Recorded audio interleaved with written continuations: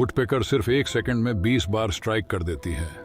जिससे उनके सिर पर 1000 जी का फोर्स लगता है, जो कि ये इतना ज्यादा है कि अगर एक इंसान अपने सिर को इतनी रफ्तार से दीवार में मारेगा तो उसका ब्रेन हिलकर डैमेज हो जाएगा, जिससे उसकी मौत हो जाएगी। फिर आप सोच रहे होंगे कि अगर ऐसा है तो ये वुडपेकर कैसे जिंदा बच जाती है। वो इसलिए बिकॉज इनका दिमाग बहुत छोटा होता है, प्लस इनकी जो जीभ होती है वो इनके पूरे स्कल के राउंड लिफ्ट हुई रहती है, जिससे जब ये किसी पेड़ में तेजी से स्ट्राइक करती है तो छोटा ब्रेन और उसके राउंड जीभ के प्रोटेक्शन के चलते इनको कुछ नहीं होता।